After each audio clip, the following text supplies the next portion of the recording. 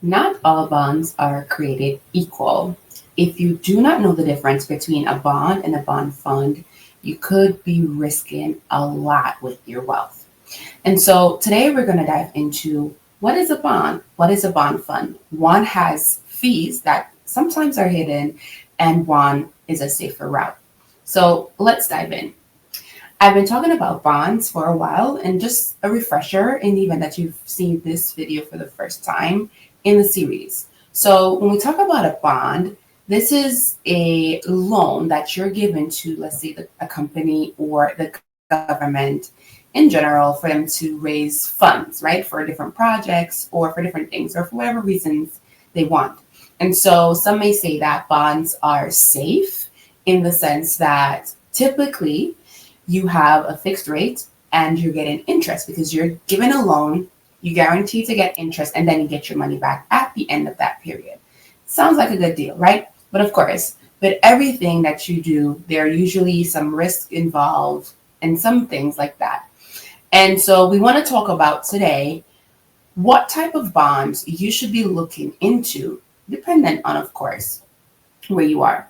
So let's dive right in. So we have two different types of bonds that you can buy, right? And so we are gonna, let me share my screen here. So you can have a regular bond, okay? And you can have a bond fund.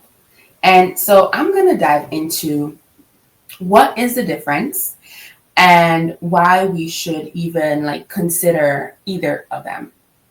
Now, and I want to specify here when I say a bond, I'm talking about the individual bond, right? The individual bond. All right.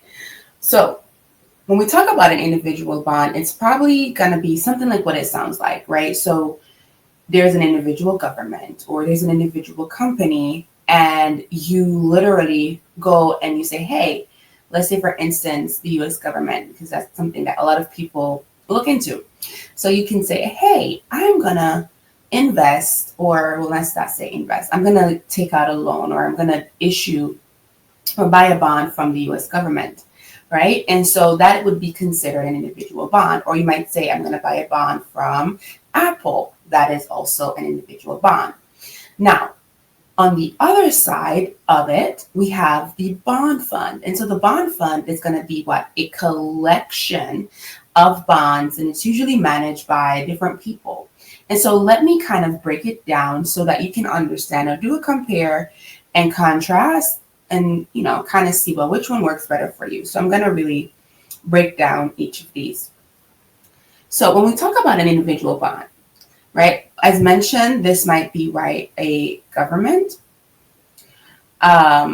This might be a singular company, right?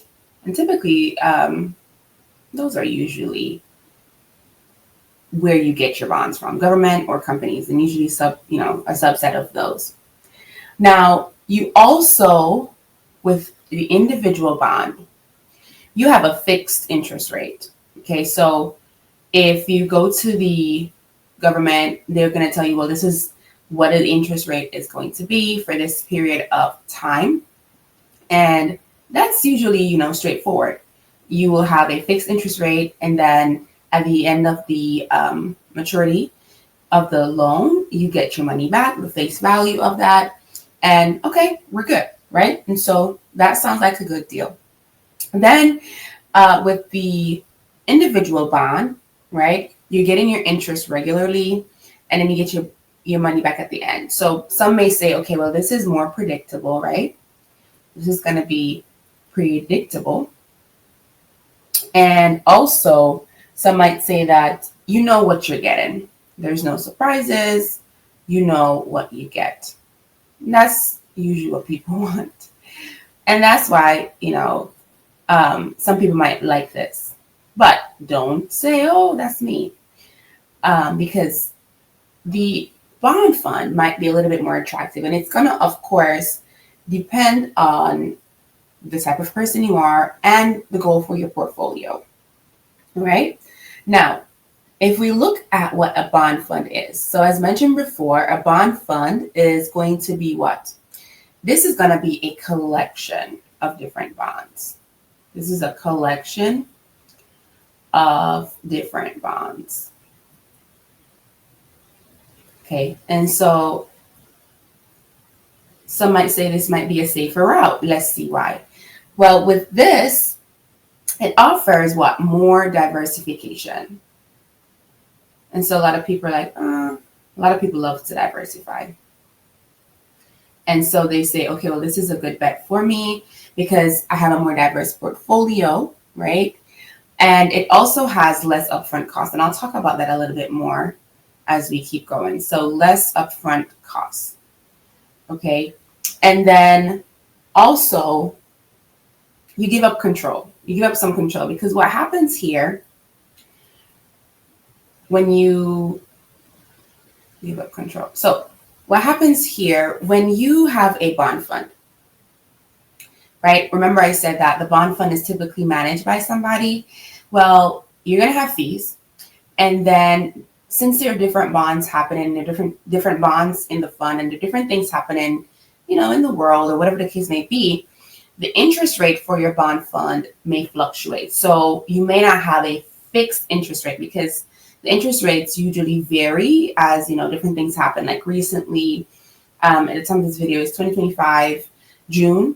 And so essentially there was a lot going on in the beginning of the year. And so the interest rate for different things were like going up and down. Even prior to 2025, there was a lot going on with interest rates in general. And so when you have a bond fund, if the interest rates are fluctuating, then the interest rate for the actual bond fund is going to fluctuate.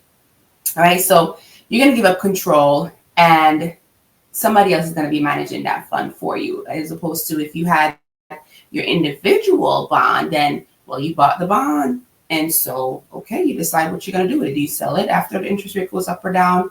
And you can sell it, right? So you have full control of your individual bond. And so now another thing that you might want to look at is the value of the bond may go up or down, and you may have fees. Now, let me just say this because there may be fees or there are fees with your individual bond, but the fees are already embedded in the bond most times. And so people might say, oh, well, there's no fees here. Yeah, there are fees. They're just not explicitly explained. Now, one might ask, why would I decide to do an individual bond as opposed to a bond fund? Well, when it comes to an individual bond, you have to have some money. Okay, you have to have some good money set aside for you to purchase. Sometimes it's maybe $1,000 or $10,000. And so you might not have that sitting around just to give someone as a loan. Because if you think about it, when you give that money away as a loan, it's tied up, right? You're not going to get it back until the maturity date. And so you might not want to give up that large of a lump sum, or you might not have that large of a lump sum to give up. And so you might think that the bond fund would be a better bet because you wouldn't have to have that much money up front in the initial phase. And so also, this is very important when it comes to your individual bond, okay? It's like if you've been following this channel, I've been talking a lot about the stock market, but it's like if you have an individual bond and something were to happen to, let's say, the company and they default on that loan, you don't get your money back, okay? Sayonara, it's gone.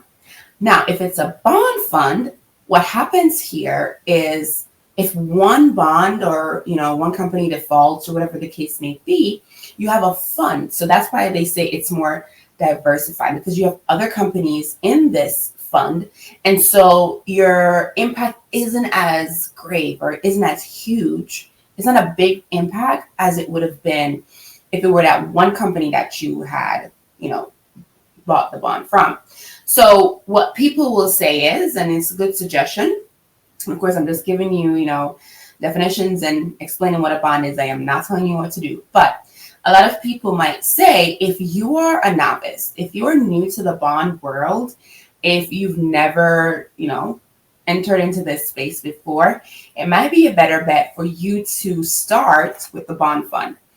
And, work your way up to individual bonds. Like study the bonds, see what happens. Maybe make some predictions or like pretend that you're buying this one and kind of watch it to see what happens. Kind of train it before you start. But if you're a novice, you're newbie, the bond fund might be easier for you, or not easier, but maybe a better bet for you than the individual bond. But if you have some money to blow and if you have some good money to invest, you can look into the individual bonds, particularly I would say the government ones. But when I say government, because they're different governments, right? The US federal government and treasuries. But I'll be doing a video on that, on the different types of bonds. And so, but you do want to look at these two things in respect to where you are, what your goal is, and how experienced you are. All right, so I hope you found this video helpful. Please do like, share, and subscribe. On this channel, my aim is to bridge the wealth gap, and I do so by sharing all the knowledge I get about building wealth. And so if you know somebody who you think needs to build their wealth, or who you want to build their wealth with you, do send this video to them and share it. Until next time.